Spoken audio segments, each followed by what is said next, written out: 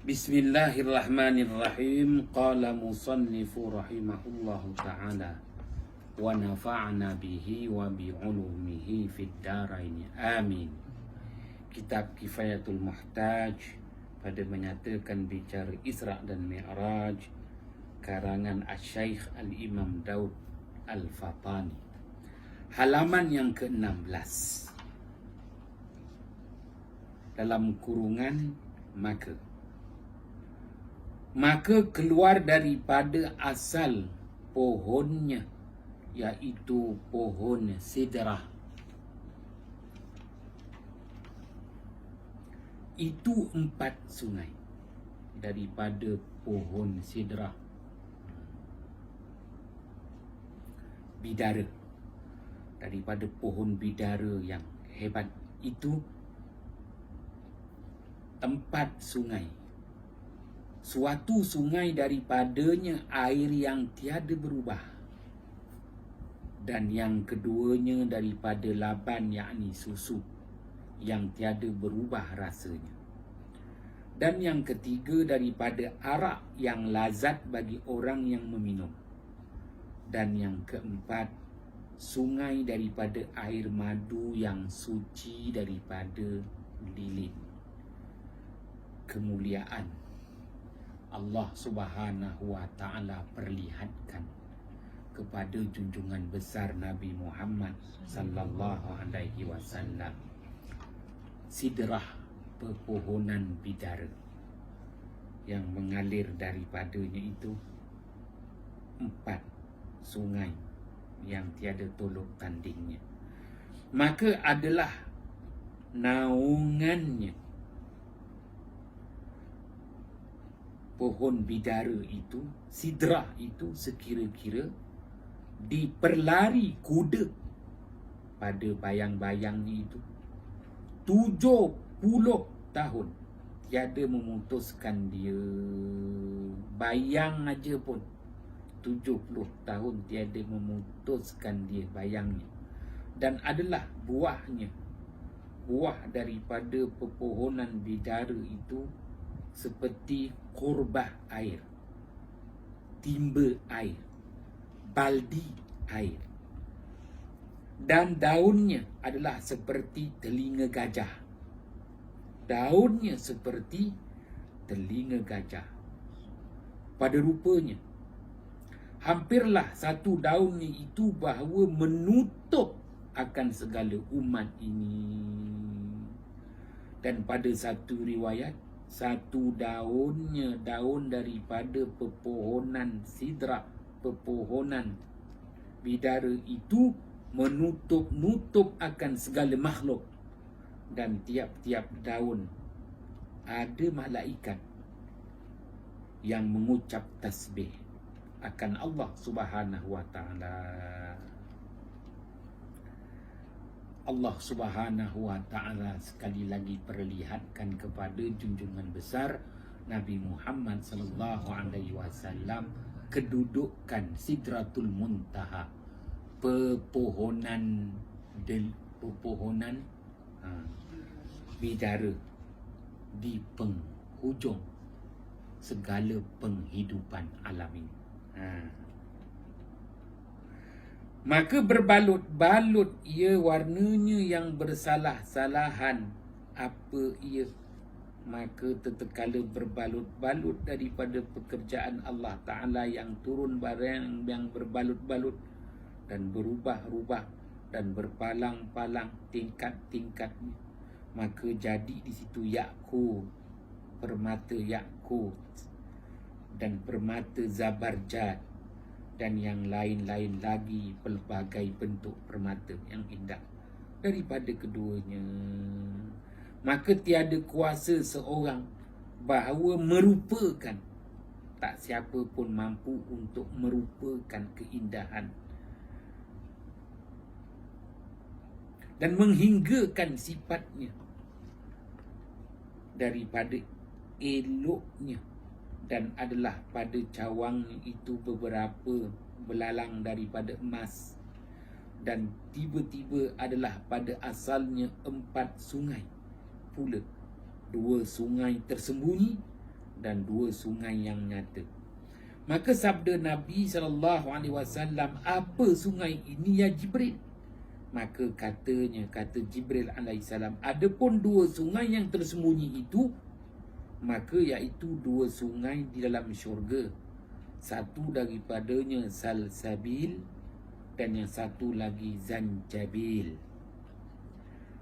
Baginda Muhammad SAW dapat melihat 2 sungai yang tersembunyi, yang mana kedua-dua sungai itu dalam syurga, yang Allah sebut pada ayat 17 dan ayat 18 surah Al-Insan.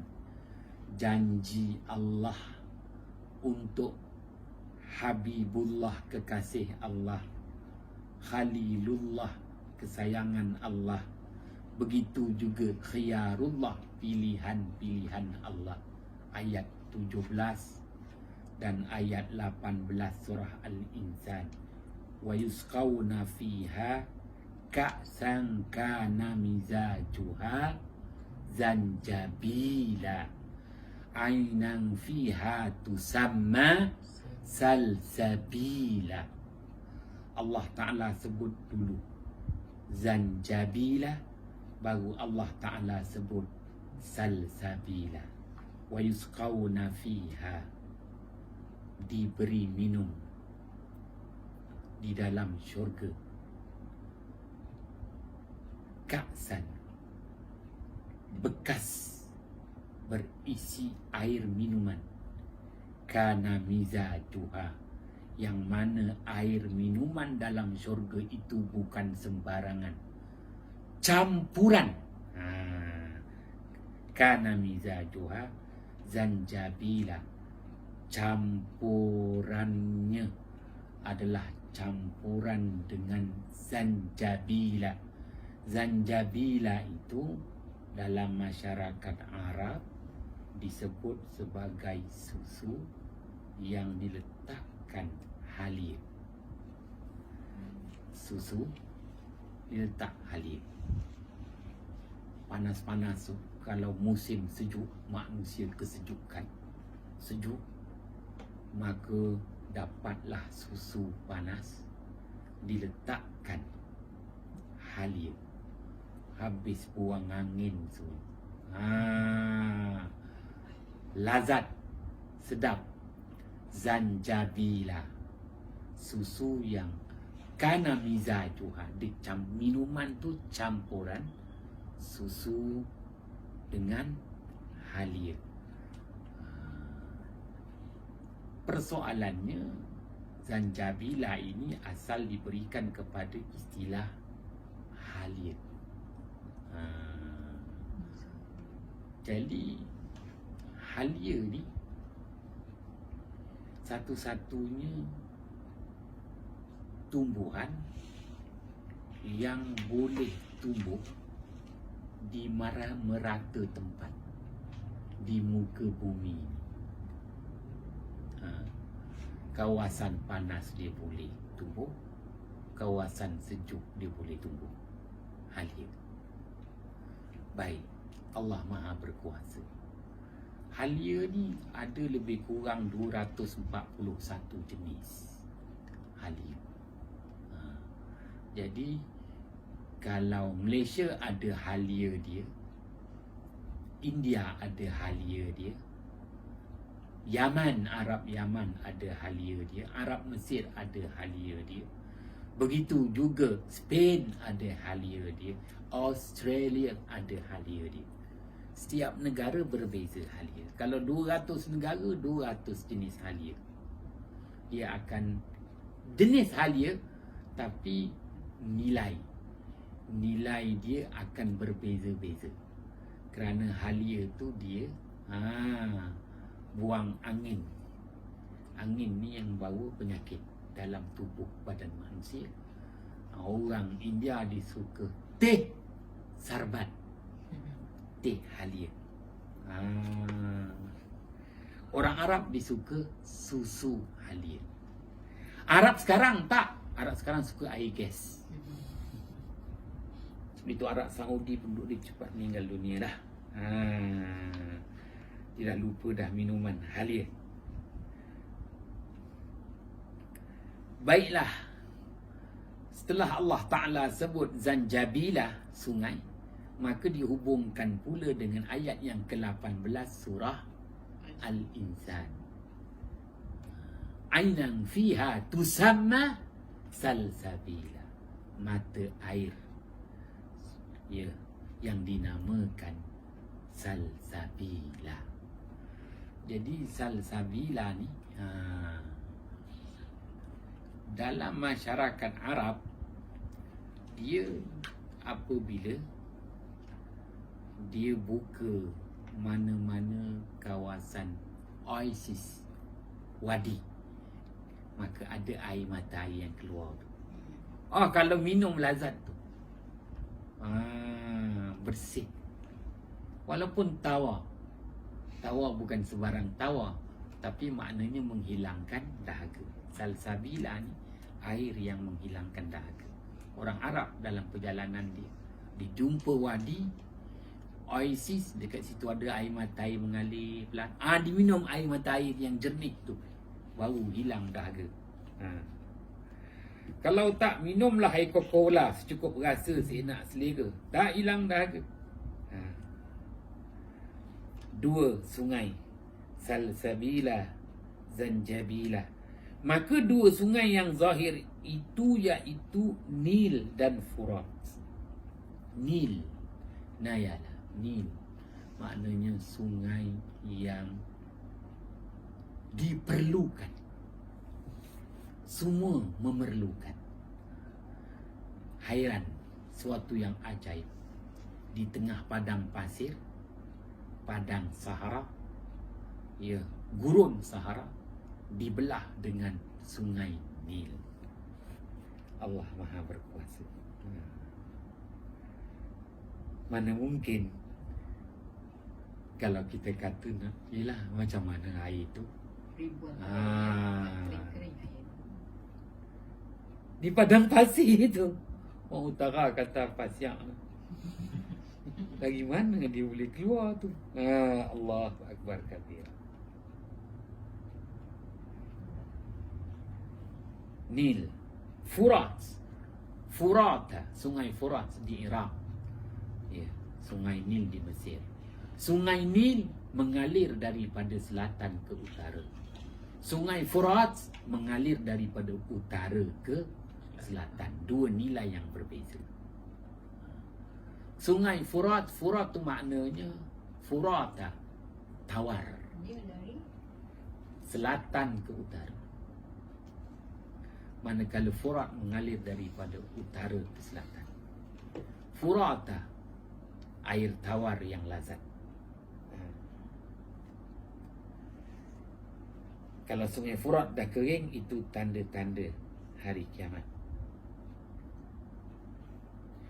Dan melihat pula Nabi SAW akan Jibril pada Sidratul Muntaha, akan rupanya yang asli, dan adalah baginya Jibril alaihi salam itu 600 sayapnya, dan satu-satu sayapnya memenuhi akan alam ini. Allahu Akbar.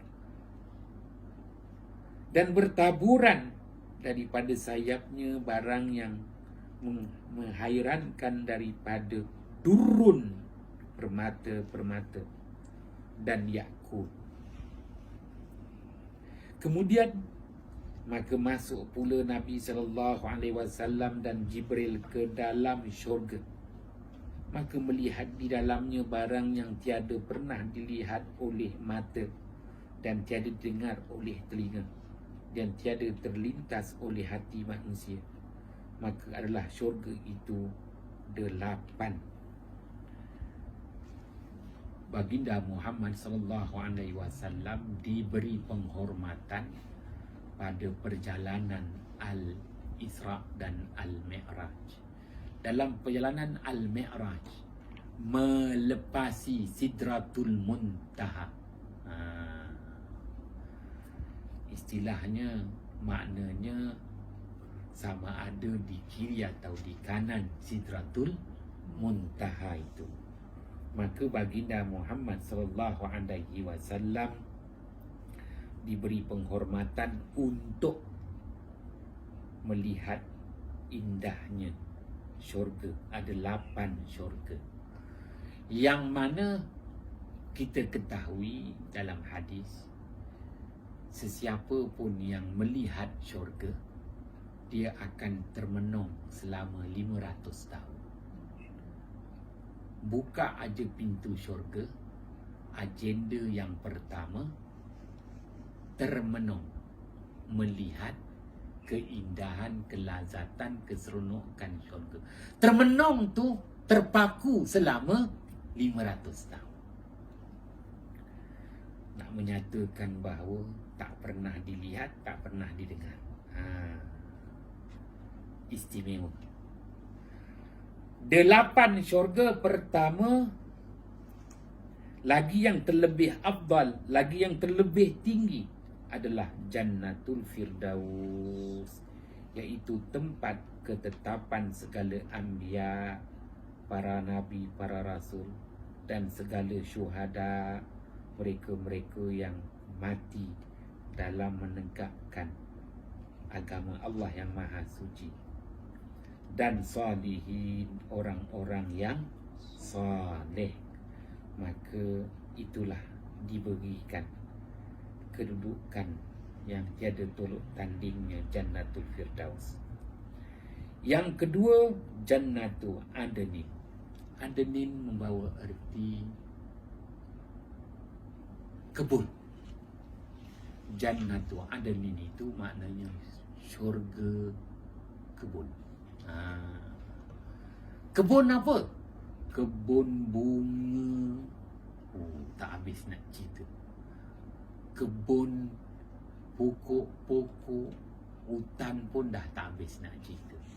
Kebun bunga, kebun pokok, kebun durian musangking, kebun apple, kebun lima, kebun buah-buahan. Maka Jannatul Adnin itu syurga kebun-kebun yang penuh dengan keindahan, kelazatan. Sesiapa yang memasukinya takkan keluar sama sekali. Kenapa? Pelbagai jenis kebun. Abada. Kalaupun dia tidak dapat menandingi Jannatul Firdaus, tapi Jannatul Adnin itu pun kalau difikirkan maknanya syurga perkebunan. Kalau kita bangga dengan kebun bunga, itu sebut kebun bunga kan? Kebun sayur, kebun buah-buahan, kebun-kebun. Yalah, kalau sebut kebun tu komplit lah kan? Aliran airnya, yalah,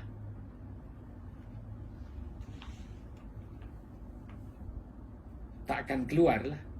Memasuki Jannatul Adnin ni tak akan keluar. Tak habis kebun tu. Abada, kekal abadi buat selamanya. Ketiganya adalah Jannatul Khaldi. Keempat, Jannatul Na'im. Kelima, Jannatul Salam. Keenam, Jannatul Ma'wa. Ketujuh, Jannatul Jalal.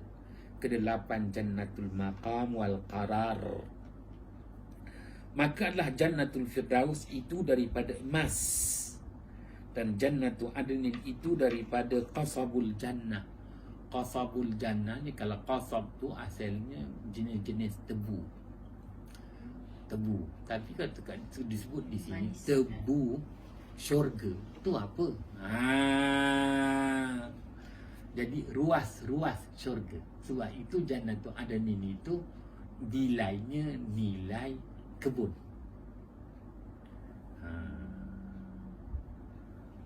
Nilainya nilai kebun.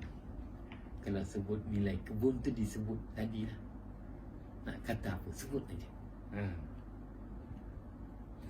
Jannatul Khaldi itu daripada marjan. Marjan itu jenis-jenis permata. Dan Jannatul Na'im itu daripada perak. Jannatul Ma'wa itu daripada zabarjad, jenis-jenis batu permata juga yang hijau. Dan Jannatul Salam itu daripada yakut yang merah. Dan Jannatul Jalal itu daripada lu'lu', permata-permata yang putih. Dan Jannatul Maqam wal Qarar itu daripada kasturi. Ni haruman. Kasturi ni jenis haruman. Kalau sebut haruman tu yang orang jual haruman tu, haruman sedap malamnya lain. 1000 bunga. Setahu kita beberapa jenis bunga tu. Macam mana 1000 bunga dicantumkan dengan satu bau? Nak laku kan? Ini kasturi yang harum, maka tiba-tiba adalah di dalamnya beberapa kubah lu'lu'. Kubah macam kubah masjid. Lu'lu' kubah tu bukan daripada stainless steel. Bukan daripada kubah yang digunakan fiber ataupun kubah Masjid Kota Iskandar tu. Dah mula bocor. Ini kubah dibina daripada susunan batu-batu permata. Ya Allah, susunan daripada batu-batu permata. Masjid Kota Iskandar tu pun 65 juta. Macam gitu, kubah lebih kurang berkali. Kubah lu'lu', kubah batu-batu permata yang berongga. Dalam batu permata tu disusun jadi kubah. Ya Allah, berongga pula. Masuk ikon. Maka tiba-tiba aku lihat bersurat pada pintu syurga itu, sedekah. Ada satu pintu syurga itu tertulis sedekah. Dengan 10 gandaan. Di pintu syurga itu maknanya tertulis sedekah dengan 10 gandaan. Man ja'a bil hasanati falahu asyru amsalihha. Allah berjanji dalam Al-Quran, sesiapa yang mendatangkan satu kebajikan, Allah gandakan dengan 10 gandaan. Dan ada satu lagi pintu syurga tertulis hutang, itu dengan 18 gandaan. Lagi hebat. 18. Sedekah 10. Hutang 18. Maka sabda Nabi Muhammad SAW, betapa kelakuan ini ya Jibril, memberi hutang terlebih afdal daripada memberi sedekah. Maka katanya Jibril, kerana yang meminta itu terkadang meminta ia padahal ada ia mempunyai. Kalau orang tu memang jenis peminta sedekah, dia suka minta lah, beri dia minta, bantuan nasional dia minta, asal boleh dia minta. Wah, banyak lagi harta dia. Terkadang meminta ia padahal ada ia mempunyai. Dan yang berhutang itu tiada ia berhutang, melainkan kerana hajatnya. Orang tu tak akan berhutang kalau dia tak ada hajat, dia memang diperlukan. Maka tiba-tiba adalah sungainya daripada laban yang tiada berubah rasanya, dan sungai daripada arak yang lazat bagi yang meminum, dan sungai daripada madu yang jernih. Dan tiba-tiba adalah buah delimanya seumpama timba besar. Dan demikian lagi segala buah-buah kayunya, buah-buah kayu dalam syurga. Maknanya dalam syurga tu musangking ada tu, durian ada, rambutan ada, buah kayu, semua buah kayu. Limau. Maka keluar daripada buah kayu itu segala pakaian isi syurga.